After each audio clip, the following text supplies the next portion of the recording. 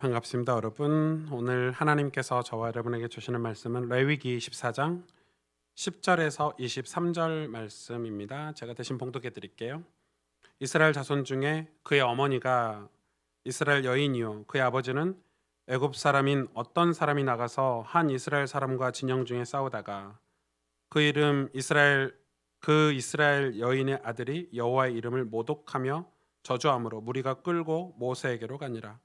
그의 어머니의 이름은 슬로미시요 단지파 디브리의 딸이었더라. 그들이 그를 가두고 여호와의 명령을 기다리더니 여호와께서 모세에게 말씀하여 이르시되 그 저주한 사람을 진영 밖으로 끌어내어 그것을 들은 모든 사람이 그들의 손을 그의 머리에 얹게 하고 온 회중이 돌로 그를 칠지니라. 너는 이스라엘 자손에게 말하여 이르라. 누구든지 그의 하나님을 저주하면 죄를 담당할 것이요 여호와의 이름을 모독하면 그를 반드시 죽일지니 온 회중이 돌로 그를 칠 것이니라. 거류민이든지 본토인이든지 여호와의 이름을 모독하면 그를 죽일지니라. 사람을 쳐 죽인 자는 반드시 죽일 것이요 짐승을 쳐 죽인 자는 짐승으로 짐승을 갚을 것이며 사람이 만일 그의 이웃에게 상해를 입혔으면 그가 행한 대로 그에게 행할 것이니 상처에는 상처로 눈에는 눈으로 이에는 이로 갚을지라. 남에게 상해를 입힌 그대로 그에게 그렇게 할 것이며 짐승을 죽인 자는 그것을 물어줄 것이요 사람을 죽인 자는 죽일지니 거류민에게든지 본토인에게든지 그 법을 동일하게 할 것은 나는 너희 하나님 여호와임이니라. 모세가 이스라엘 자손에게 말하니 그들이 그 저주한 자를 진영 밖으로 끌어내어 돌로 쳤더라. 이스라엘 자손이 여호와께서 모세에게 명령하신 대로 행하였더라. 아멘. 네, 뭐 오전 예배 드리다 오후 예배 드리면 약간 오후 예배는 성경 공부하는 그런 느낌이 조금 듭니다.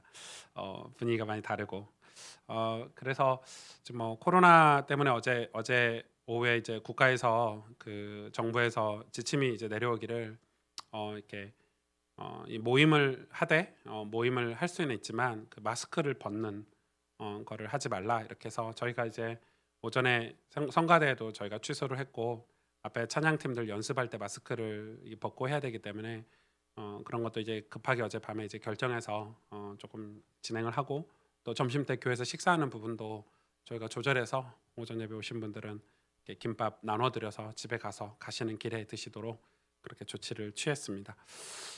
이 코로나 바이러스가 좀 쉽지 않고 이제 어디서 어떻게 이렇게 퍼지고 있는지를 잘 모르고 있기 때문에 그게 좀 무서운 것 같고 그래서 우리가 여러분 마스크 잘 쓰고 또 우리 건강 우리가 또 그 하나님 백성답게 우리의 삶들을 잘 살펴서 우리 위기를 잘 극복해야 될 것 같습니다.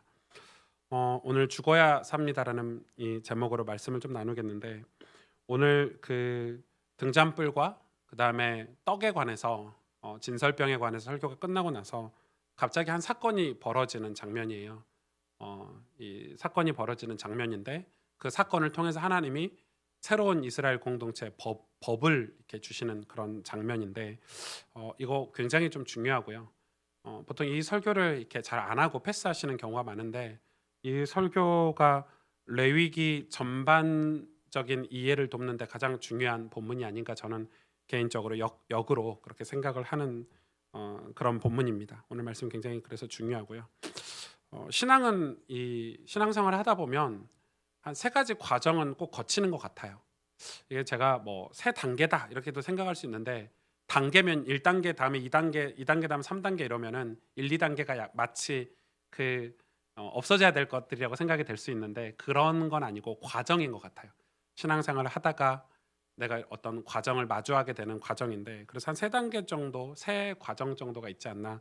첫 번째가 의지하는 신앙이죠. 그러니까 신앙생활에 있어서 가장 중요한 거는 예수님이 누군 줄 알기 때문에 죄인인 우리가 예수님을 의지하는 그리고 예수님만 의지하는 게 아니죠. 어떤 공동체도 의지하고 뭐 목회자를 의지하기도 하고 성경을 의지하기도 하고 기도를 통해서 뭐 성령을 의지하기도 하고 그러니까 이 의지하는 신앙은 뭐 1단계 이런 개념이 아니라 평생 우리가 해야 되는 거 아주 중요한 거잖아요. 근데 이 의지하는 신앙을 반드시 마주하게 되죠. 특히 이제 새가족들이나 신앙생활을 처음 하신 분들이 이 의지하는 신앙을 반드시 가져야 되는 거겠죠. 왜냐하면 우리는 하나님을 의지해야 돼요. 그러나 또 하나의 마주하게 되는 신앙의 과정이 있는데 그게 바로 선택하는 과정이죠. 신앙이죠. 선택. 여러분 우리는 신앙생활을 하다 보면 반드시 마주하는데 그 마주하는 게 뭐냐? 그게 선택해야 되는 거예요. 여러분 신앙생활 하다 보면 선택해야 될 때가 있어요. 내가 세상을 선택할 것인지, 믿음을 선택할 것인지, 내가 하나님의 뜻을 선택해야 될 것인지, 뭐 세상의 뜻을 선택해야 될 것인지. 이 신앙생활 하다 보면 이 초이스할 때가 반드시 온단 말이죠. 그때가 굉장히 중요하겠죠. 왜냐하면 이것도 내 의지로 선택을 해야 되는 거기 때문에 이 선택에 따라서 우리 인생의 어떤 결론이 달라지게 되겠죠. 그래서 여러분 이런 선택이 굉장히 중요해요. 그리고 또 하나의 신앙의 과정이 있는데 어떤 신앙생활에 아주 우리 말로 표현하면 고수들, 뭐 신앙이 굉장히 이 깊으신 분들이 할 수 있는 과정인데 그게 바로 희생하는 신앙이죠. 뭐 영어로 이야기하면 리스크가 있는 리스크를 안고 가는 신앙이라고 할 수 있겠어요. 희생하는 신앙의 때가 와요. 주로 이제 누가 대표적으로 이 리스크를 안고 신앙생활 하죠? 선교사님들이죠. 주로 오지에 가는 선교사님들. 자기 인생을 다 포기하고 어떤 분들은 가족도 포기하고 영화로운 삶을 다 포기하고 나는 내 인생 저 아프리카나 이런 오지에 가서 내 인생을 복음을 전하는 일에 교회를 세운 일에 살겠다. 우리는 우리 사회에서 그런 리스크를 감당하기가 쉽지 않죠.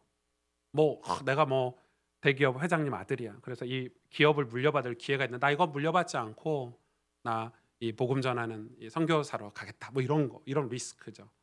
여러분 진짜 많죠 그런 분들. 근데 여러분 그런 분들 때문에 복음이 확산이 되고 그런 분들 때문에 진리가 전파가 되죠. 아마 여러분도 이 리스크를 감당하는 희생하는 신앙의 그런 과정을 겪게 될 거예요. 그때가 굉장히 중요하죠. 내가 엄청난 이익이 있는데 이걸 포기하고 이 믿음의 길을. 이런 사람들은 주로 뭘 아는 거죠? 천국을 아는 거죠. 그리고 하나님의 상급을 아는 거죠. 그게 없다면은 누가 리스크를 감당하고 누가 이런 희생을 할 수 있겠어요? 하늘에 누가 미랄이 될 수 있겠어요? 누가 이 땅에 자기 인생을 헌신하면서 복음 전하는 일을 할 수 있겠어요? 근데 여러분 성경의 인물들도 그렇고 믿음의 위대한 인물들은 전부 이런 신앙을 가졌어요. 리스크를 감당하는 신앙. 여러분 이런 신앙의 세 가지 이런 과정들이 우리에게 있다는 거죠. 저는 제가 이 교회를 개척해서 6년이라는 시간이 벌써 흘렀어요. 이 반반이었죠. 이 교회를 개척할 때 이렇게 우리가 흔히 얘기하는 이 교회가 성장할 수 있을까, 부흥할 수 있을까 이런 거에 대한 이 두려움, 갈등 이런 게 다 있었고 저도 엄청 그게 스트레스가 심했고요. 스트레스가 심했고 또 사람들이 보는 시선들, 내가 용기 있게 하나님 나에게 주신 그런 목회 철학, 이 비전을 펼칠 수 있을까 이런 거 했을 때 그거에 대한 수많은 그런 갈등들이 있었고 그럴 때마다 제가 주님을 의지하기도 하고 또 선택할 때 이 선택을 하기도 하고 또 어떤 희생이나 리스크를 감수하고 이 발걸음을 내디딜 때도 있었던 것 같아요. 제가 이 교회를 개척하면서 생각했던 저의 목회 철학 비전 중에 하나가 아주 중요한 거죠. 목회 비전은 굉장히 중요한 건데 그게 뭐냐면 저와 함께 신앙생활하는 성도님들 여러분들 있죠. 우리 성도님들에게 어떤 성도가 되게 할 것인지 어떤 하나님의 사람들이 되게 할 것인지 저는 개척 시작 전부터 확고하게 가지고 있는 이 목회 방향이 있었는데 그게 우리 성도님들이 하나님 말씀인 성경을 읽고 그걸 나누고 그리고 그 성경을 실천하면서 살게 하는 거예요. 저의 한 가지 목회 철학은 여러분이 그런 굉장히 자립돼 있는 독립돼 있는 아주 건강한 신앙생활을 하게 하는 게 저의 목회 비전 중에 하나예요. 그래서 그렇게 성경을 가지고 실천하면서 사는 삶을 살아야 자기의 삶이라든지 여러분 직장이나 가정 혹은 지역에 이 말씀 교회가 세워질 수 있어요. 말씀 공동체가 그래야 세워질 수 있어요. 그게 없으면 결코 말씀 공동체가 세워질 수가 없어요. 내가 하나님 말씀인 성경과 그 객관적 진리와 조우하면서 살지 않으면 내가 있는 현장에서 어떻게 말씀 공동체라는 게 세워질 수 있겠어요? 불가능하겠죠. 저는 그게 꿈이에요. 비전이에요. 이 말씀 속에 있는 예수 그리스도를 나누고 자랑하면서 살 수 있다는 것. 그래서 수도권 전역에 이 말씀 교회가 세워지는 게 꿈인데 그게 쉽지가 않죠. 이런 일들이 저는 어, 여러분 소그룹에서도 일어나야 되고 어떤 그 일을 하기 위해서는 어떤 리더십들이 우리 리더들에게 좀 필요하다고 생각이 들어요. 주변을 살피고 신앙생활을 하는 거죠. 제가 그 상담을 제법 많이 받아요. 제가 뭐 저희 교회 성도님들 말고 연락이 진짜 많이 오잖아요. 이제 뭐 한 6년 정도 그런 상담이나 이런 걸 해서 확고하게 확신 있게 아 이런 분은 이런 분이구나 이렇게 알 수 있는 게 있는데 이제 모든 분들 저에게 상담 오시는 분들의 모든 그 공통점이 좀 한 가지가 있는데 뭐냐면 이제 뭐 이런 거죠. 목사님 제가 교회하고 이런 갈등이 있어요. 뭐 부모님하고 이런 갈등이 있어요. 저는 이런 문제가 있어요. 저 이런 거 어떻게 해결하면 좋을까요? 어떻게 하면 좋을까요? 어떻게 하면 좋을까요? 어떻게 하면 좋을까 하고 이제 엄청난 상담들이 들어오고 얼마 전에도 어떤 자매가 이제 상담을 저거 한 2달 정도 했는데 제가 상담을 스탑했어요. 왜 스탑했냐면 이제 똑같은 거예요. 같은 사례예요. 제가 이야기했죠. 오케이. 그런 문제 알겠다고. 그래서 이야기도 들어주고 공감도 형성되고 그리고 제가 대시한 답변은 성경을 읽으라는 거예요. 성경을 통해서 하나님이 당신에게 주시는 뜻을 발견하지 않으면 그 문제는 반복될 거라고. 그런데 제가 성경을 읽으라고 권면하는 순간 상담이 어려워요. 왜냐하면 피해 버려요. 그 과정이 싫은 거지. 목사님 그런 뻔한 얘기 말고요. 성경 읽으란 얘기 말고요. 성경 읽으란 얘기 말고 그냥 뭔가 속 시원한 그러니까 제가 뭔가를 특별히 뭔가를 해주길 원하는 거죠. 계속 만나주길 원하고 뭐 이렇게 위로해주길 원하고 이런 거죠. 근데 저는 그 성도가 아니 당신의 관심은 예수님 만나는 거 아니냐고, 당신의 관심은 하나님 만나는 거 아니냐고, 하나님 뜻대로 사는 거 아니냐고. 그러면 성경을 읽어라. 그러면 피해요. 피하고 숨어버려요. 성경을 가까이 하고 제가 성경을 읽어주면 속이 드러나잖아요. 빛을 비추니까. 그 속이 드러나는 순간 피해요. 그러면 이제 그런 사람들은 주로 또 새로운 곳에 또 새로운 환경을 찾아서 주로 환경을 바꾸면은 문제가 해결된다고 생각하니까 계속해서 환경을 바꿔요. 심지어 그렇게 해서 어디로 가는 사람이 있죠? 해외로 이민 가는 사람들도 있어요. 우리 인간관계가 싫고 막 이게 싫고 저게 싫고 그래서 이민을 가는데 이민 가면 여러분 해결되나요? 이민 사회 더 심한데. 환경을 바꾸면 되는 줄 알아요. 옷을 갈아입으면 되는 줄 알아. 그러나 그 마음에 있는 자기 속사람을 하나님 앞에 오픈을 못하는 거죠. 성경을 마주하면 성경 속 진리를 마주하면 우리 속이 드러나야 되는데 그게 두렵고 창피하고 싫은 그 과정이 싫은 거예요. 근데 하나님은 아는 것에 관심이 없고 하나님 아는 것에 게으르고 그 과정을 찾지 않기 때문에 인생의 끝자락에 그런 분들은 대다수 후회하게 돼요. 정말이에요. 후회하게 돼요. 그러나 우리가 그래서 신앙생활 하면서 선택하고 희생하고 이건 굉장히 중요한 거예요. 주로 누가 희생을 왜 하죠? 천국이 있다는 사실, 천국 보좌에 상금이 있다는 사실을 알면 우리가 이런 신앙을 추구하게 돼 있어요. 근데 그런 신앙을 가고자 하는데 가로막는 게 있는데 그게 뭐냐? 바로 죄예요. 끔찍한 죄예요. 죄가 우리를 가로막아요. 여러분 죄에 대해서 여러분 정확하게 알고 계십니까? 죄가 무엇이라는 것을. 이 죄가 우리가 그런 신앙의 길로 가는 것을 굉장히 가로막아요. 성경을 읽고 성경 속 진리를 만나고 그 하나님을 알아가는 과정을 가지 못하게 가로막는 게 죄예요. 오늘 이 레위기 본문은 굉장히 중요해요.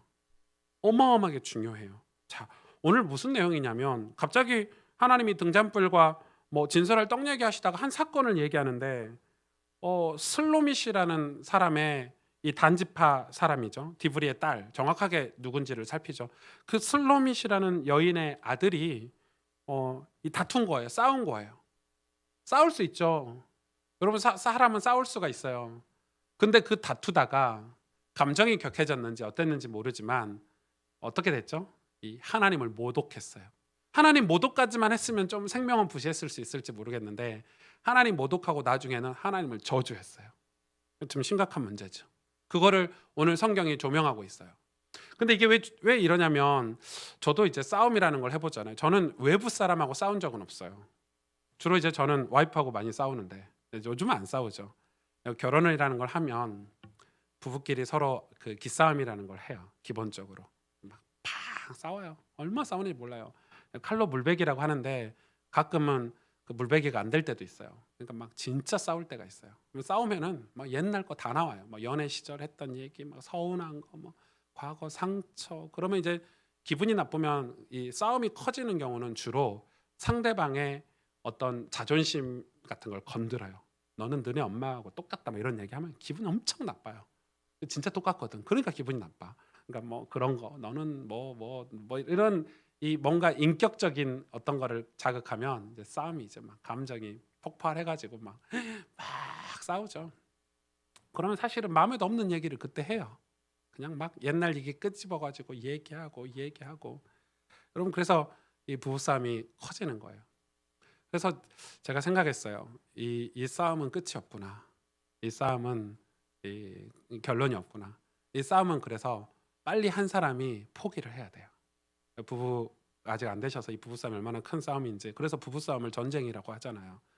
그래서 이거를 끝내려면 한 사람이 져야 돼요. 한 사람이 포기해야 돼요. 그래서 한 사람이 먼저 사과하고 포기하고 무릎을 꿇어야 끝나는 싸움이 부부싸움인데, 근데 제가 생각했을 때는 뭐 제가 꼭 그래서 그런다는 건 아닌데, 먼저 사과하고 무릎 꿇는 사람이 더 힘 있는 사람이에요. 부부 중에서 먼저 이렇게 자존심 깎아내리고 내가 잘못했어 하는 사람이 훨씬 힘 있는 사람이에요. 그건 확실해요. 그 사람 때문에 가정의 평화가 이루어진다고 생각해요, 저는. 아무튼 근데 이런 싸움을 외부 사람하고 싸울 순 없잖아요. 외부 사람하고 싸우면 법적인 문제가 돼버리고 이제 난리가 나겠죠, 사회가. 그래서 이런 싸움, 그러니까 아마 이 슬로미스 아들은 엄청난 싸움을 했는데, 왜 무슨 연고인지는 기록되어 있지 않지만 이 친구가 싸우다가 사람들이 다 몰려들어서 보고 있었겠죠. 그러니까 이 친구를 사람들이 가뒀다는 오늘 표현이 되어 있는데, 뭐라고 했냐면 하나님을 모독하고 저주해 버렸대요. 싸우다 이렇게 된 거죠. 하나님 어디 있어? 하나님 나와보라 그래. 하나님이 신이야. 뭐 이렇게 했겠죠. 그걸 듣고 사람들이 깜짝 놀란 거예요. 그 당시 문화적으로. 방금 진설병 얘기하고 뭐 떡 하나님께 제사에 지금 성막에서 하나님께 제사하는 그런 하나님 거룩하신 하나님을 예배하는 거를 지금 가리키고 있는데, 그때 벌어진 사건이에요. 어떻게 했어 하나님이? 이때 하나님이 이거에 대한 해답만 주신 게 아니라 이 공동체에 새로운 법을 주셨어요. 그 법이 뭐냐면 하나님을 모독하면 돌로 쳐 죽이래요. 근데 누가 돌로 쳐 죽여요? 그 주변 사람이. 그러니까 이건 진짜 끔찍한 하나님 입장에서는 최악의 벌이에요. 그러니까 제가 하나님을 모독하면 제 와이프나 우리 가족이나 우리 성도가 저를 돌로 쳐 죽여야 되는 거예요. 여러분, 나를 아는 사람이 그러면은 돌로 쳐 죽이는 사람은 얼마나 괴롭겠어요? 완전 머릿속에 각인이 되겠죠. 내 친구가 돌로 쳐 죽여야 돼. 내 친구인데 실수했다고 해서. 근데 그것뿐만 아니에요. 하나님은 거기에 있어서 실제 일어난 사건은 아니지만 그러면서 추가적으로 법에 대해서 얘기해요. 남을 죽인 자, 즉 살인한 자는 똑같이 살인시켜라. 죽여라. 그리고 남의 짐승을 죽인 자는 그 짐승 똑같은 짐승으로 변상을 해라. 남에게 상해를 입힌, 이게 뭐 다치게 한 사람은 똑같이 다치게 해라. 그러면서 뭐라고 나와 있습니까? 여러분 많이 들어보셨죠? 상처에는 상처로, 눈에는 눈으로, 이에는 이로 갚을지라. 너무 유명한 말씀이죠. 이거를 하나님 말씀으로 주신 거예요. 여러분 좀 이해가 안 가죠? 신약에 와서 예수님이 이걸 뒤집죠. 예수님이 이걸 뒤집었어요. 그렇게 하면 안 된다고 뒤집었고, 원수를 사랑해라 이러시면서 오른쪽 뺨을 맞으면 왼뺨 쪽도 대라. 뭐 겉옷을 달라면 속옷까지 줘라. 뭐 이런 말씀을 하셨는데, 근데 이걸 똑같은 하나님이 두 가지 얘기를 하셨단 말이에요. 왜 그럴까요? 지금 이 말씀대로라면 이 싸움이 끝나지 않아요. 이에는 이로, 눈에는 눈으로. 그러면 뺨 때리면 여러분도 때려야 돼요. 또 때렸으니까 가만히 있으면 안 되잖아요. 또 때려야 돼요. 그래서 죽을 때까지 뺨 때리고 있는 거예요. 부부싸움 한 사람이 포기 안 하면 죽을 때까지 가요. 한 사람이 넓은 마음으로 품지 않으면 죽을 때까지 가는 게 싸움이에요. 전쟁도 그래요. 복수가 복수를 낳고. 지금 오늘 근데 그 복수를 하라는 거거든요. 오늘 이 말씀은 복수에 관한 말씀이잖아요. 이에는 이로, 눈에는 눈으로. 제가 나를 밟았어? 너도 밟아. 뭐 이런 거잖아요. 무서운 얘기죠. 저희 아들이 한빈이가 이제 유치원에 갔다 오면 놀이터, 동네 놀이터를 가죠. 주로 이제 할머니가 이제 데리러 가끔 가잖아요. 연약한 할머니가 애 데리고 가니까 거기 막 초등학생 형들이랑 좀 큰 애들이 한빈이 뭐 이렇게 못 놀게 하고 막 이러는가 봐요. 할머니가 한 번은 저한테 되게 속상한 것처럼 그런 얘기를 하시더라고요. 제가 한빈이를 데리고 놀이터에 갔어요. 여러분, 제가 양복 입고 여러분이 저를 목사라고 생각하니까 제가 좀 인자하게 생기고 이렇게 해보지만 동네 사람들은 저를 슬슬 피하시거든요. 왜 피하는지는 몰라. 저의 평상시 복장은 다 올 블랙, 모자 탁 쓰고 슬립바 끌고 이렇게 나가고 서 있으니까요. 한빈이 아빠인 줄 알고 다 눈치 봐서 다 피해 주더라고요. 그러니까 한빈이가 든든한 거지 나 때문에. 제 생각에 제 마음에 누가 한빈이를 건드려 죽으려고 뭐 이런 마음이 있어요. 사람이 내 아들을 누가 건드렸을까? 누가 얘를 울렸을까? 그럼 사람이라는 게 잡히기만 해봐 이런 게 있다니까요. 사람의 심리라는 게 그래요. 그러니까 그런 마음들이 우리에게 사실은 다 있어요. 있죠. 근데 오늘 이게 왜 중요하냐면 오늘 제일 중요한 게 뭐냐면 여호와의 이름을 모독하고 저주하면 죽이라고, 돌로 쳐 죽이라고 그랬거든요. 죄인인 인간이 가장 큰 죄는 우리 인간에게 첫 번째 죄가 뭐예요? 여호와의 이름을 모독하고 저주하는 거예요. 자, 여호와의 이름을 모독하고 저주하는 것은 뭐죠? 우리가 직접 우리의 입을 열어서 실제로 모독하고 저주하는 것도 있지만 성경은 우리 마음을 얘기하잖아요.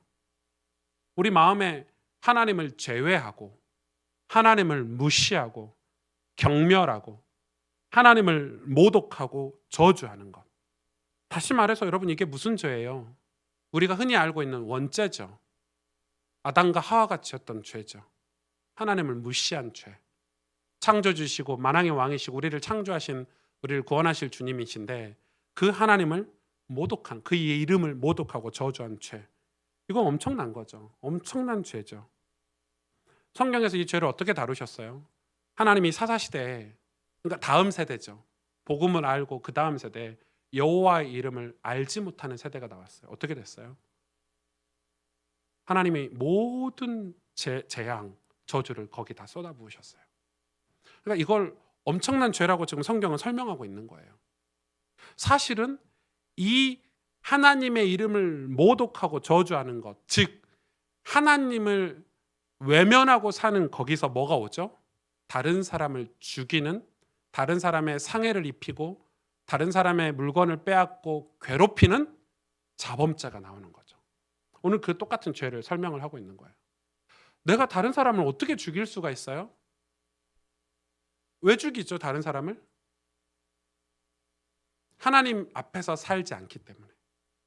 천국과 지옥이 있다는, 그리고 하나님이 우리를 보고 계시다는 그런 신앙의 개념이 없기 때문에, 그럼 어떻게 되죠? 내가 주인 노릇을 내 마음대로 사는 거예요. 내가 내 인생의 주인이 되는 거예요. 그럼 어떻게 해요? 인간은 연약한데, 그래서 남보다 강해지려고 하고 내가 내 스스로 내 교만과 오만을 증명하기 위해서 남을 깔아뭉개죠. 그게 인간의 습성이에요.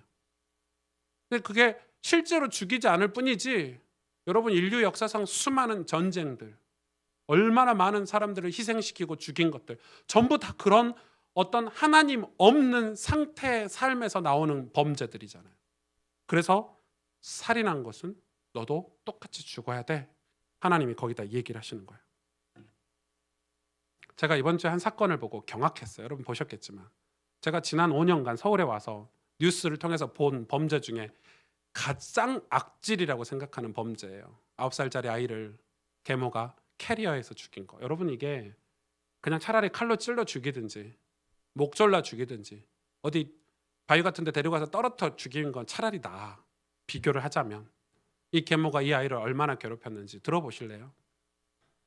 이 계모를 캐리어에 넣었어. 무려 2시간 가까이를 이 아이가 그 속에서 오줌 쌀 때까지 있었어. 그 말은 무슨 말이냐면 말을 못했다는 거예요. 엄마 오줌 마려, 이 말을 못했다는 거예요. 한빈이도 벌써다가 오줌 마려우면 오줌 싸고 와서 다시 손들어 이러잖아요, 엄마들이. 그것은 무슨 뜻이에요? 아빠도 안 계시고 이 엄마가 평상시에 이 아이에게 폭행과 폭언을 했다는 거예요. 그러니까 말 한마디 못하고 그냥 그 속에 들어간 거. 왜요? 무서우니까. 저항도 못하고 그 속에 들어가 있는 거예요. 거기 오줌을 쌌어요. 엄마가 또 혼자 폭발했겠죠. 오줌을 쌌으니까 캐리어에다가. 그래서 더 작은 캐리어에 애를 가뒀어요. 심지어는 그 작은 캐리어에 가두고 3시간 동안 외출을 했대요. 뭐 머리도 하고 미장원도 가고 뭐 백화점도 가고 쇼핑도 하고 했겠죠. 아이가 거기서 죽었어요. 무슨 공포심을 가지고 죽었을까요? 어떤 두려움을 가지고 있었을까요? 얼마나 겁에 질렸을까요? 얼마나 친엄마가 보고 싶었을까요? 소리도 못 내고 얼마나 그 두려움 속에서 그냥 심장마비 같은 걸로 죽은 거잖아요.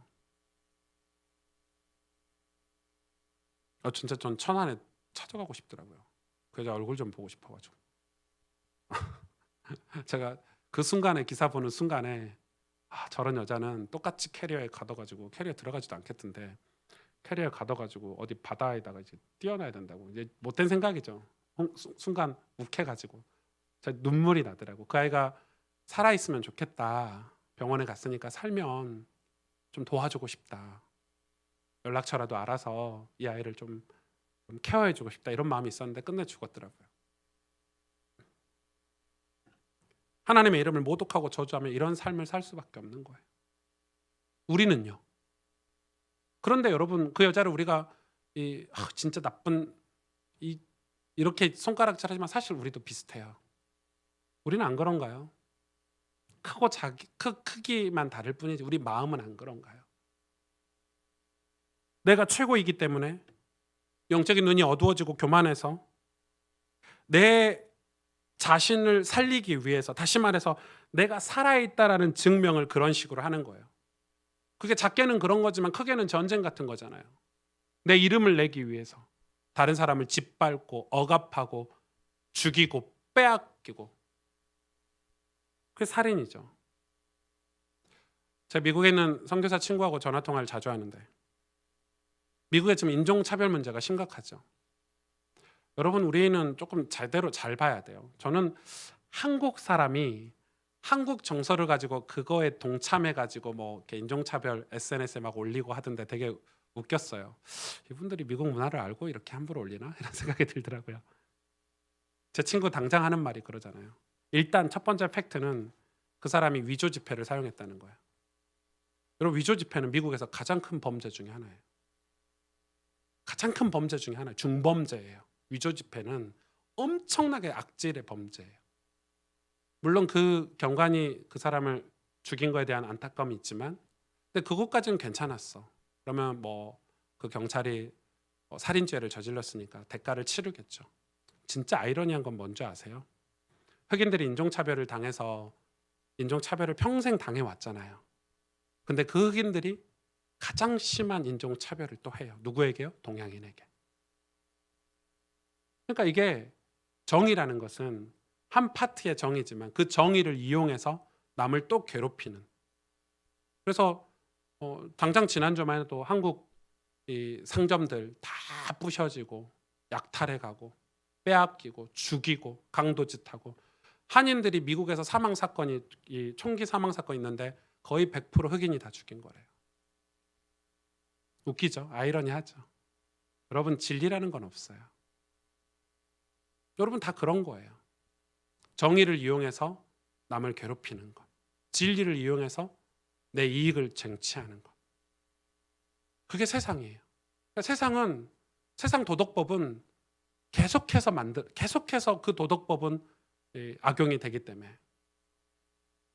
그래서 오늘 성경이 뭐라고 이야기하냐고, 이 죄에 대해서 한 가지 길이 뭐죠?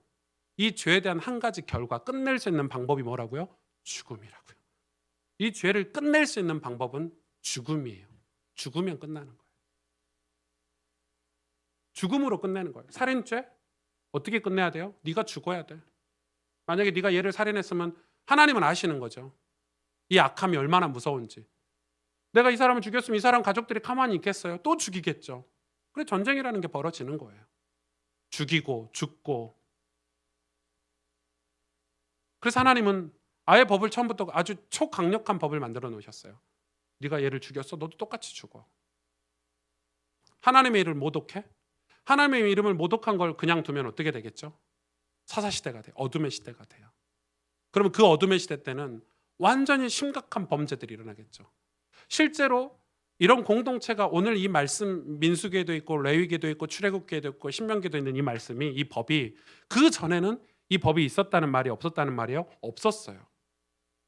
살인을 했을 때 법이 없었어요. 그럼 어떻게 되죠? 여러분 우리나라에 살인죄에 대한 법이 없다고 생각해 보세요. 여러분 우리나라에 남의 물건을 훔친 거에 대한 법이 없다고 생각해 보세요. 여러분 우리나라에 뭐 음주운전에 대한 법이 없다고 생각해 보세요. 사람들 다 술 먹고 음주운전하겠죠? 법이 있기 때문에 이게 죄라는 걸 알게 되는 거예요. 그래서 하나님의 방법은 성경의 하나님 방법은 죄가 가득한 곳에 어둠이 가득한 곳에 그대로 놔두면 어둠끼리만 살아야 돼요. 그래서 하나님의 방법은 뭐죠? 어둠에 빛을 비추는 거예요. 그래서 빛과 어둠을 나눠지죠 자동으로. 그래야 어둠이 빛을 보고 우리는 어둠이구나 깨닫는 거예요. 그래 빛으로 가려고 하는 거예요. 악이 가득한 걸 어떻게 하나님 해결하시죠? 악이 가득한 현장에 뭘 보내시냐면 선을 보내세요. 선과 악을 구분하세요. 그래야 악은 선 앞에 가면 한없이 작아져요. 그래서 선이라는 걸 두고 악은 깨닫는 거예요. 아 저게 선이구나. 근데 선이 없으면 악은 결코 깨닫지 못해요. 여러분 선이 없으면 악은 결코 깨닫지 못해요. 그래서 하나님이 이 엄청난 죄에 대한 벌 이건 어떻게 끝나는 거냐? 죽음이 아니면 이 문제를 해결할 수 없어. 야, 그건 죽음 아니면 끝낼 수 없는 문제야. 죽지 않으면 이런 문제가 계속 반복이 돼. 라고 하시면서 이 강력한 법, 이게 모세오경이죠. 율법이죠. 법을 주신 거예요. 죽음으로만 갚을 수 있는 죄예요. 상처에는 상처로, 눈에는 눈으로, 이에는 이로 갚을지니라 이렇게 갚아야 된다는 거예요. 근데 여기서 끝나셨어요? 만약에 하나님이 여기서 끝내셨으면 우리는 기독교 신앙을 받아들이면 안 돼요. 우리가 이 신앙을 받아들이면 안 돼요. 하나님은 공의의 하나님이세요. 공의라는 걸 만들어 놓으셨어요. 왜요? 공의를 만들어 놔야 당신의 사랑을 증명할 수 있어요. 그래서 시편 149편에 성도의 손에 뭘 지어주셨냐면 검을 지어주셨어요. 양날의 검, 공의와 사랑의 검. 그게 성도의 영광이래요. 왜 이게 두 개가 중요해요? 왜 공의와 사랑이 하나죠? 하나인데 양날이에요. 공의가 있어야 사랑이 필요해요. 여러분 율법이 없으면 여러분 절대 예수님을 의지하지 않게 돼요. 율법이 없으면 우리는 절대 선택할 때 믿음을 선택하지 않게 돼요. 율법이 없으면 우리는 절대 은혜를 사모하지 않게 돼 있어요. 율법을 통해서 우리가 죄인인 걸 확인하기 때문에 예수 그리스도의 은혜가 필요해요. 그래서 하나님은 그 법을 주시고 너희 다 죽어야 돼. 죽음으로 이걸 끝나라고 가르쳐 주신 거예요. 죄의 삭은 사망이다 가르쳐 주신 거예요. 그래 놓고 뭘 보내셨죠? 누굴 보내셨죠? 당신이 인간의 육신을 입고 직접 이 땅에 오셨어요. 독생자들 예수 그리스도를 보내주셨어요. 그리고 그 법대로 죽으셨어요. 누굴 위해서요? 저와 여러분을 위해서. 그게 십자가 사건이에요. 그게 사랑이에요. 그게 진짜 사랑이에요. 깨닫게 하시고 우리의 죄를 깨닫게 하시고 그 죄 문제를 해결해 주셨어요. 만약에 율법이 없이 공의가 없이 그냥 사랑만 베푸셨다면 인간은 아무도 예수를 안 믿을 거예요. 왜? 내가 죄인인 줄 모르는데 예수님이 오셔서 우리를 죽었다는데 왜 죽었어? 우리 죄 안 지었는데? 우리 죄인 아닌데? 이랬을 거예요. 그 성경 스토리 보세요. 그래서 하나님 우리에게 율법을 주시고 법을 주시고 공의를 주시고 그리고 그걸 확인하신 거예요. 사랑을. 그게 진짜 사랑이에요, 여러분. 여러분 자녀를 나중에 키울 때도 마찬가지예요. 계속 좋은 것만 주고 사랑하면 애 다 버려요. 애들에게 가르쳐줘야 돼요. 질서와 법을 가르쳐주고 그러나 난 너를 사랑한단다. 이게 진짜 사랑이죠.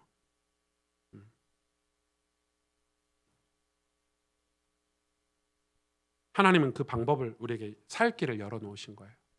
악이 가득한데 거기다 선을 던져놓으시고 율법을 던져놓으시고 살 길을 열어놓은 거예요. 아, 저리 가면 살겠구나. 이 길은 살 길이구나. 어둠이 가득한 현장에 빛을 던져놓으신 거죠. 제가 그 고등학교를 처음 입학하는데 저는 이미 예수님을 잘 믿고 이제 고등학교를 갔을 때거든요. 이제 뭔가 충만할 때 어렸지만. 근데 제가 이제 중학교 때까지 운동을 했어요. 이제 뭐 달리기도 좀 곧잘 하고 이러니까 육상부를 시켰다. 그런 시골 학교들은 너 이거 해, 너 이거 하잖아요. 제가 하고 싶어서 한 건 아니고 육상부를 하다가 어느 날 태권도 부가 학교에 창설돼가지고 너 태권도 해가지고 제가 태권도를 한참 했거든요. 한 3년 했거든요. 그래서 3단 이렇게 땄단 말이에요. 태권도 하고 뭐 고등학교를 갔는데 그리고 이제 뭐 그런 거 다 정리하고 이제 학교를 들어갔는데 제 그때 키가 2키였어요. 고등학교 때 키가 얼굴도 이 얼굴이에요. 거의 변함이 없어. 생각해 보세요. 거기다가 저희 집이 가난해가지고 제가 옷을 뭐 고등학교 거를 새로 사서 입는다 뭐 그 당시 유명한 메이커를 사서 입는다 이러질 못하고 저희 매형들이 입던 옷 모직 바지 있죠. 아저씨들이 입는 그 양복 바지 같은 거 입고 위에는 막 가죽 점퍼나 모직 점퍼 이런 걸 주로 입고 다녔거든요. 여러분 학교 갔더니 아이들이 저한테 인사하더라고요. 선생님인 줄 알고. 그러니까 그렇게 해서 학교를 다녔는데 학교를 처음 갔는데 이제 실업계 학교여서 그런지 모르겠는데 제가 이렇게 성경을 읽고 있었거든요. 학교 가서 읽고 있는데 누가 제 뒤통수를 탁 치는 거예요. 봤더니 우르르 몰려왔어. 뭐 선배들인지 누군지 불량 서클 괴롭힌 거. 저를 왜 그랬나? 제가 생긴 게 그래 생겨서 그런지 왔더라고. 그러더니 딱 보더니 야 뭐 얘 성경 읽고 있어? 이러면서 얘 예수쟁이야 이러면서 한참 웃고 그냥 또 시비 걸고 가더라고요. 제가 속에서 부글부글 끓었지만 그 순간에 성경책을 읽고 있기 때문에 제가 이렇게 지나가게 됐는데 나중에 그 친구들을 이제 학교를 다니는 동안에 우르르 몰려다닐 때는 걔네들이 다 센 척 하잖아요. 왜요? 근데 우르들 몰려다니면서 막 불량 서클하고 막 학교에서 담배 피고 애들 거 뭐 뺏어 먹고 막 이러는 애들인데 제가 나중에 학교에서 이렇게 성경 공부하고 복음 전하고 이러다가 그 친구들을 이제 1대1로 만날 기회가 있었어요. 여러분 1대1로 만났는데 놀랍죠. 어떤 아이는 이렇게 얘기해요. 엄마 아빠가 이혼해가지고 집에 가도 아무도 없고 그러다 보니 어쩌다가 저런 아이들과 어울려서 자기도 모르게 그게 요람이 돼버린 거예요. 문화가 돼버린 거예요. 제가 이야기했어요. 너 이런 생활 대학교 가서 할 수 있을 것 같아? 너 나중에 30대 되면 이런 생활 할 수 있을 것 같아? 40대 50대 되면 이런 생활 할 수 있어? 애들 괴롭히고 뺏어서 뭐 먹고? 야 지금 이거는 네가 뭔가 씌인 거야. 이러면서 저희 이제 그 당시 전도 방법이었지만 근데 이런 아이들이 막 센 척하고 막 몰려다니면서 자기도 모르게 그런 문화가 형성이 돼버렸는데 거기서 어떻게 벗어날 수 있겠어요? 1대1로 만나서 진중하게 대화해 보면 마음 다 얘기한단 말이에요. 그래 어떤 아이들은 예수님 전해서 예수님 마음에 모시고 또 저희 교회도 오기도 하고 제가 학교에서 하는 성경 공부 모임에도 참석해서 같이 예수님에 대해서 공부도 하고 이렇게 했단 말이에요.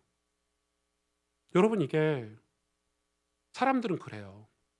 자기도 모르게 이런 요람에 빠져버리는 거예요. 죄라는 거에 빠져버리는 거예요. 자기도 모르게 사람을 죽여요. 여러분 실제 사람을 죽이는 거는 세상 법이 우리를 다뤄주지만 우리 마음으로 사람 너무 많이 죽이지 않습니까? 미워하고 정죄하고.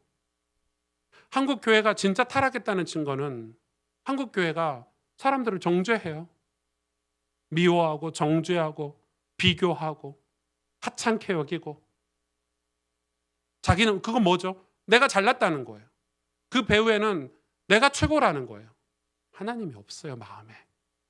마음에 하나님이 안 계세요. 그게 하나님을 모독하는 거고 하나님을 저주하는 거예요. 여러분 우리는 어떻게 살고 있습니까? 지금 신앙생활을.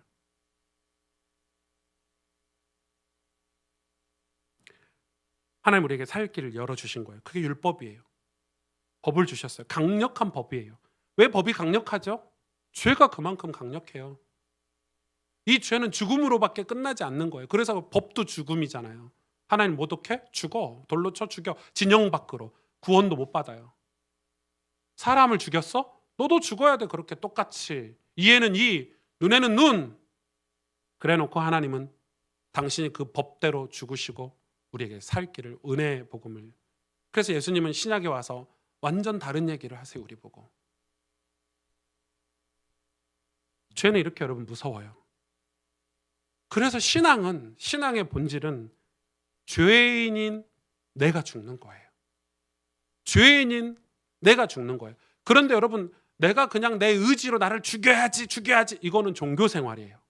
나를 비우고 나를 깨끗하게 하는 거는 종교예요. 그건 나중에 더 큰 문제가 와요. 종교는 나를 그냥 깨끗하게 나는 의롭게 살 거야. 그게 바리새인들이잖아요. 나는 말씀대로 말씀 잘 지켜서 살 거야. 이게 아니에요. 우리가 죽는 것은 내가 죽는 게 아니고 예수님을 의지하는 거예요. 예수님을 내 안에 모시는 거예요. 그러면 나는 자연스럽게 죽게 돼 있어요. 여러분 학교 다닐 때 그런 불량 서클에 있던 친구들이 저하고 친구가 되면 어떻게 되죠? 승주하고 가깝게 지내면 어떻게 되죠? 불량 서클에 다 나왔어요. 그 세계에서 멀어지고 교회와 가까워지고, 저하고 친구하려면 어쩔 수 없어요. 성경과 가까워지고. 저는 그러니까 저하고 친해지면 자연스럽게 거기서 벗어날 수 있는 거예요. 예를 드는 거예요, 여러분. 제가 그런 능력이 있다는 게 아니고, 예수님과 동행하면 우리는 죄에서 벗어날 수 있어요. 어둠에서 벗어날 수 있어요. 빛과 동행하면, 여러분, 빛과 동행하면 어둠에서 벗어날 수 있어요. 빛 앞으로 나아가면 우리는 어둠에서 벗어날 수 있는 거예요. 왜요? 죄는 죽어야 되는 거예요. 죽어야 끝나는 게 죄예요. 그래서 성경 속 구원의 진리는 엄청난 얘기예요. 죄에 대해서 우리가 죽어야 되고, 그래야 내가 살 수 있어요. 사실은 우리가 죄를 향해서 하고 있는 행위들이 끝나야 사실은 내가 살 수 있는 역사를 성경에서는 얘기하고 있는 거예요. 어떻게 살 수 있어요? 갈라디아서를 이번 주 숙제로 내드리려고 해요, 여러분. 목사님 하루에 3장씩 그 누가복음도 읽어야 되는데 또 갈라디아서 6장까지밖에 안 돼요. 제가 오늘 아침에도 읽었거든요. 한 20분 내지 30분이면 갈라디아서를 다 읽을 수 있어요. 이번 주에는 갈라디아서를 정독해 보세요. 설교를 들으시면서 다시. 이 갈라디아서의 2장에 율법에 관한 얘기가 나와요. 뭐라고 나오냐면 2장에 내가 율법으로 말미암아 율법에 대하여 죽었나니 이는 하나님에 대하여 살려 함이라. 아니 좀 말이 이상하지 않아요? 어렵거든요. 갈라디아서는 율법으로 말미암아, 율법 때문에 내가 율법을 받았어요. 근데 그 율법에 대해서 죽어야 된대. 왜요? 율법은 뭐죠? 너 죄 지었냐? 너 죽어. 이게 율법이잖아요. 그 율법에 대해서 죽으면 뭐에 대해서 살 수 있다고요? 하나님에 대해서 살 수 있다고. 이거 굉장히 중요한 말이죠. 여러분 잘 들어보세요. 여러분 젊으니까 더 이해력이 빠를 거 아니에요. 하나님 주신 율법이 우리 죄를 다 드러내요. 그거가 어때요? 받아들이기 힘들어요. 그래서 교회 떠나는 거예요. 그래서 예수 안 믿는 거예요. 왜? 성경 읽으면 읽을수록 내 자아가 죽게 되거든. 그게 싫은 거예요. 근데 그걸 받아들이는 걸 성경은 죽는다 표현을 한 거예요. 내 속에 가득한 죄가 인정이 되면 그걸 인정하는 걸 죽는다고 표현한 거예요. 그걸 인정해야 뭘 할 수 있다고? 내가 하나님께 대해 내가 살 수 있다는 거예요. 그러면서 이 바울이, 갈라디아 저자인 바울이 누구를 거론하냐면 게바를 거론해요. 게바는 베드로잖아요. 베드로를 책망하는 장면이 2장에 나와요. 뭘 책망하냐면요, 그나마 이 유대인 중에서 이방인에게 복음을 전했던 인물 중에 하나가 바로 베드로 아닙니까? 칭찬받아도 마땅한 베드로인데 이 베드로가 어떻게 했냐면 이방인과 식사를 한 거예요. 왜 식사했겠어요? 복음 전하려고, 예수님 전하려고 식사를 했겠죠. 근데 그거를 유대인들이 와서 감시하다가 그걸 이렇게 목격하고 그걸 잡은 거예요. 그때 베드로가 했던 행위가 뭐예요? 도망쳤어요. 그걸 엄청나게 바울이 책망했어요. 이런 식인 거죠. 야 베드로, 네가 이방인에게 복음을 전한 것은 하나님이 너에게 주신 은혜고 축복인데 그걸 왜 창피해? 왜 도망쳐? 율법이 뭐가 두렵다고 도망쳐? 이러면서요, 엄청나게 이 갈라디아서 2장에 이 베드로에 대해서 책망하는 장면이 나와요. 이건 무슨 말이에요? 아직도 베드로는 율법에 대해서 자기가 창피하고 부끄럽고 이런 거에 대해서 아직 해방받지 않고 자유를 얻지 못했다는 거예요. 그게 나오죠. 그러면서 3장 4장에 그런 내용들이 나오는데 4장의 6절에서 보니까 그러면서 하는 얘기예요. 우리는 더 이상 종이 아니다. 우리는 더 이상 죄의 종이 아니다. 하나님의 유업을 받을 자인데, 그런데 너희가 왜 종으로 사냐면은 하나님을 알지 못해서 본질상 하나님이 아닌 자들에게 종노릇하고 있는 거 아니냐. 우리가 하나님을 알지 못하기 때문에 죄를 계속 짓고 있는 거 아니냐. 여러분 이건 굉장히 중요하죠. 하나님을 모르니까 죄를 계속 짓는 거예요. 하나님을 두려워하고 하나님을 경외하고 하나님을 하나님의 여호와의 이름을 아는 사람은 결단코 자기 9살짜리 아들에게 그런 행위를 하지 않을 거예요. 천국과 지옥이 있다고 믿는 사람은 결단코 남을 죽이거나 남을 괴롭히거나 살인하지 않게 돼 있어요. 하나님을 모르기 때문에, 죄의 종, 마귀의 종노릇하고 있기 때문에 그런 일을 하는 거예요. 오늘 레위기 말씀이 그 말씀을 갈라디아에서 그걸 풀고 있는 거예요 지금. 그러면서 갈라디아 4장에는 종이 아니고 하나님께 유업을 맡을 자인데 너희가 다시 그 길로 돌아가느냐? 왜 천박한 초등 학문으로 돌아가서 다시 종노릇 하려고 하느냐 그들에게. 그러면서 갈라디아서 5장에 그리스도께서 우리를 자유롭게 하려고 자유를 주셨으니 그러므로 굳건하여 서서 다시는 종의 멍에를 매지 마라. 하나님 우리에게 자유를 주신 거는 자유롭게 하기 위해서 주셨대요. 근데 그 자유를 주셨는데 사람들이 다시 종의 멍에를 찾아가는 거예요. 다시 사람 죽이고, 야 너 죄 지었어? 다시 율법을 찾아 돌아가는 거예요. 그러니까 이 율법을 주신 원래 목적을 상실하고 율법 안에 갇혀 있는 거지. 그게 재밌는가 봐요. 교회들도 그렇고 사람들도 그렇고. 네가 얘 괴롭혔어? 너도 괴롭혀. 이게 재밌나 봐요. 그거 지금 바울이 엄청 뭐라 4절에 뭐라 그래요? 율법 안에서 의롭다함을 얻으려 하는 너희는, 누구 보고 얘기하는 거죠? 바리새인들 보고. 율법 안에서 의롭다함을 얻으려 하는 너희는. 그러니까 우리가 이런 거예요. 나 11조 잘했어. 나 헌금 잘했어. 나 이렇게 살았어. 이렇게 살았어 하는 사람들. 그 사람들은 뭐라고요? 그리스도에게서 끊어지고 은혜에서 떨어진 자로다. 주로 그런 사람들이 은혜에 상관없잖아요. 어떻게 하죠? 야 내가 지난 30년간 얼마나 열심히 교회 봉사했는데 교회에서 나한테 이렇게 대우해 줄 수 있어? 이런 분들 계시죠. 목사님들이 주로 그러죠. 내가 이 교회를 30년 전에 개척해서 이 정도 키워놨는데 나를 은퇴할 때 나에게 이거밖에 안 해줘? 이런 거. 이 교회는 내 교회야. 내 아들한테 물려줄 거야. 뭐 이런 거. 그런 거죠. 그게 다 뭐예요? 하나님 모독하는 거예요. 사람 죽이는 거죠. 왜 그렇죠? 내 거라고 생각하는 거예요. 그게 죄라는 걸 사람들이 몰라요.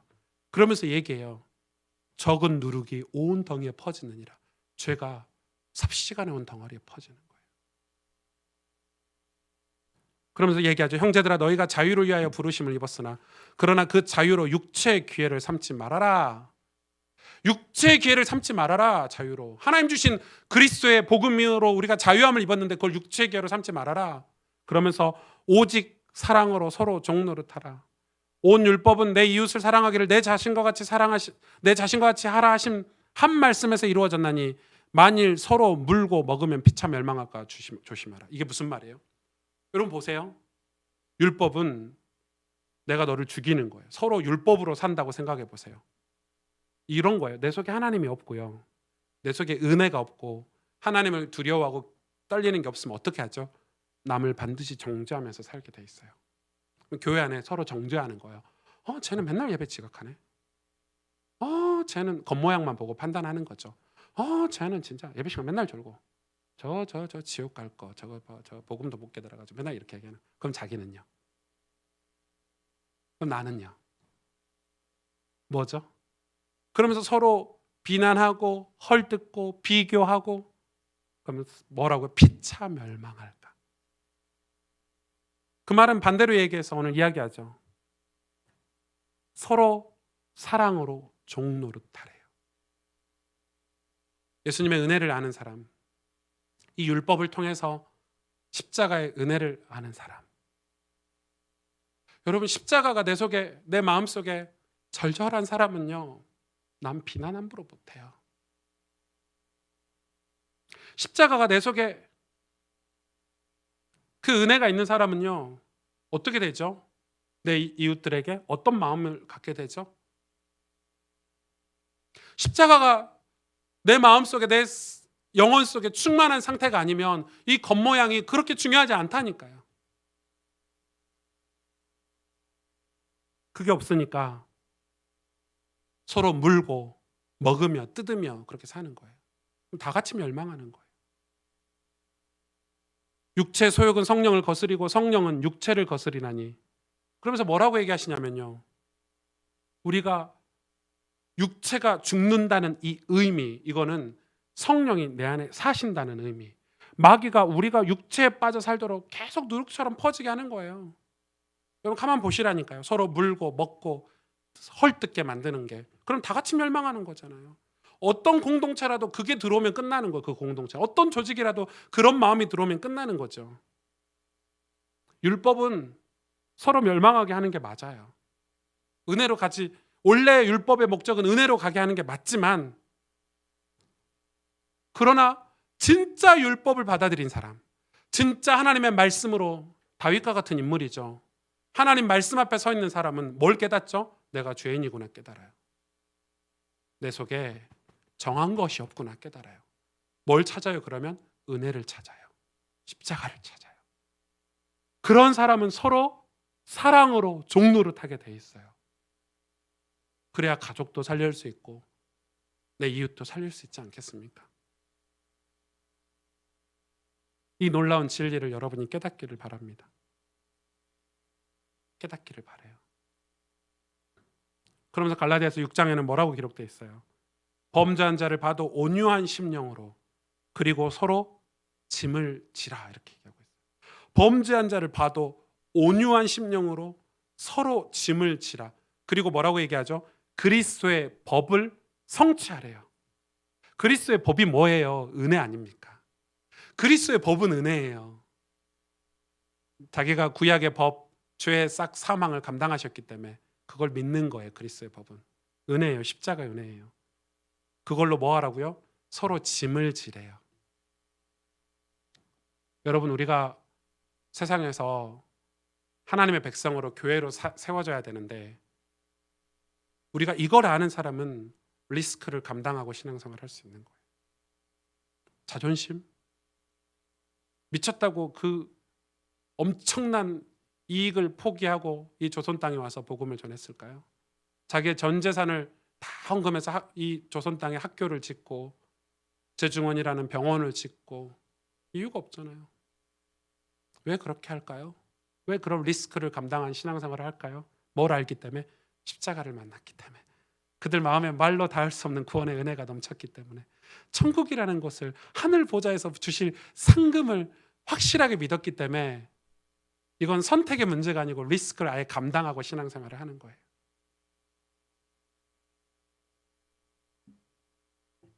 각각 자기의 일을 살피라, 이렇게 얘기했어요. 그리고 가르침을 받으래요. 말씀을 가르치는 자와 좋은 것을 함께 하래요. 왜요?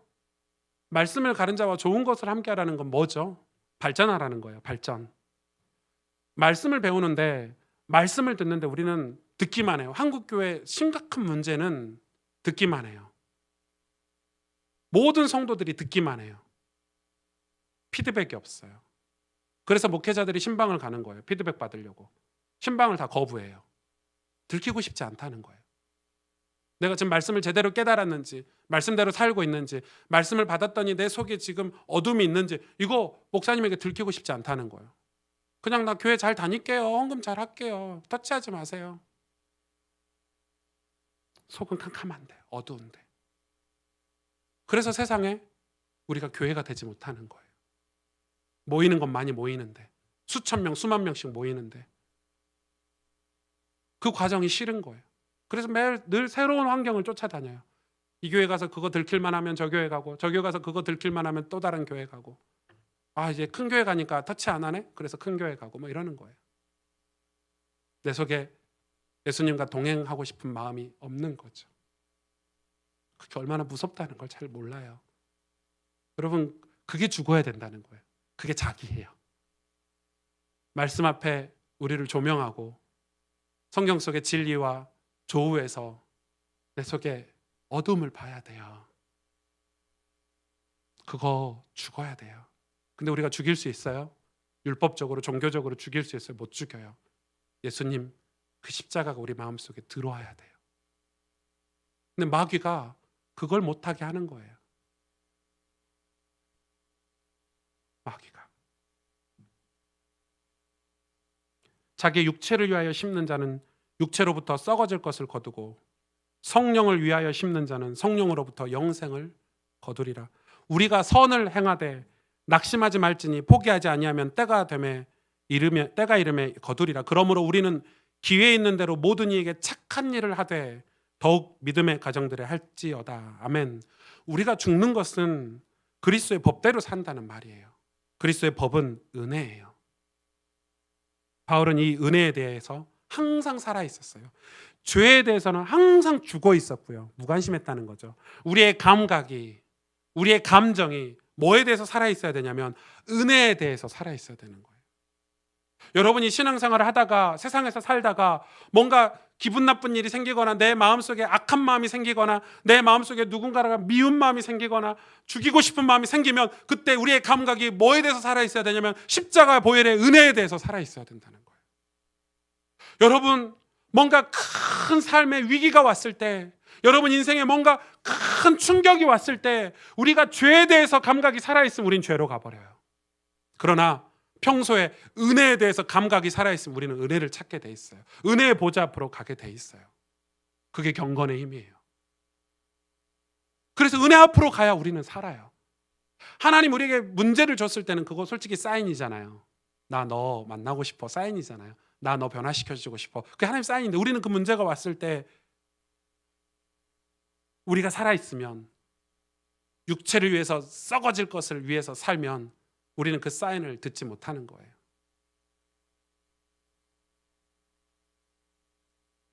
은혜에 대해서 살아있어야 돼요. 여러분, 우리는 은혜에 대해서 살아있어야 돼요. 우리 마음이, 우리 속사람이 항상 은혜에 대해서 살아있어야 돼요. 여러분, 그래야 우리가 진정으로 변화받을 수 있고, 그러기 위해서 의지해야 되고, 선택할 때 믿음을 선택해야 되고, 우리가 리스크를 감당하고 신앙생활을 할 수 있는 그런 여러분 멋진 크리스찬들이 되길 바라요. 교회는 그래야 되고요. 우리 그리스도인들은 그렇게 커야 돼요. 여러분, 그래야 돼요. 우리가 죽어야 돼요. 죽는다는 표현을 오늘 이해하시겠죠? 내가 죽고 예수님으로 사는 거예요. 육체가 죽고 성령이 살아 계시는 거예요. 죄에 대해서 죽고 은혜에 대해서 내가 살아있는 거예요. 내 감정과 내 감각들이. 그래야 영생의 열매를 맺는데요. 그래야 하나님께 쓰임받을 수 있는 축복된 인생이 된다는 거예요. 같이 기도하겠습니다.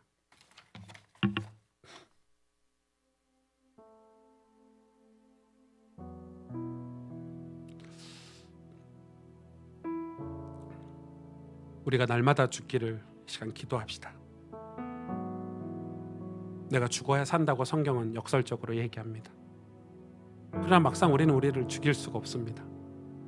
죄는 우리 보고 살으라고 합니다. 너도 하나님처럼 될 수 있어.